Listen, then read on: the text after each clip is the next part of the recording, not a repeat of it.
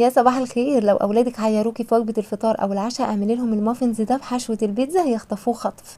اول حاجه لازم المكونات كلها تكون بدرجه حراره الغرفه. انا استخدمت كوبايتين من دقيق متعدد الاستخدامات وعليهم رشه من الملح، معلقه كبيره من البيكنج باودر، نص معلقه من البيكنج صودا، نص معلقه من البابريكا والبصل البودر والثوم البودر والفلفل الاسود، وهقلبهم واسيبهم على جنب. وفي طبق تاني حطيت كوبايه من اللبن، معلقه كبيره من الخل، معلقه كبيره مليانه من الزبادي، وهقلبهم مع بعض. وبعدين احط بيضه واحده، ربع كوبايه من الزيت، نص معلقه صغيره من الثوم المفروم الناعم. وبعد ما اقلبهم مع بعض كويس هنزل عليهم بالمكونات الجافه. وبعد ما اقلبهم مع بعض واتاكد ان مفيش اي تكتلات من الدقيق هنحط بقى الحشوه، والحشوه دي حسب الرغبه. حطيت كوبايه من ماكس جبن موتزاريلا على رومي، وكمان قطع صغيره من البسطرمه واللانشون والزيتون والفلفل الاخضر الرومي والحار، وكمان قطع صغيره من الكرات او البصل الاخضر، ومعلقه كبيره من الزعتر. وجبت صواني الكب كيك ودهنتها بالسمنه والدقيق. بعد ما صبيت الخليط حطيت على الوش زعتر وحبه البركه وكمان بابريكا وممكن جبن، وهتدخل على فرن ساخن مسبقا عند درجه حراره 180 في الرف اللي في النص. هتاخد 25 دقيقه وبس كده.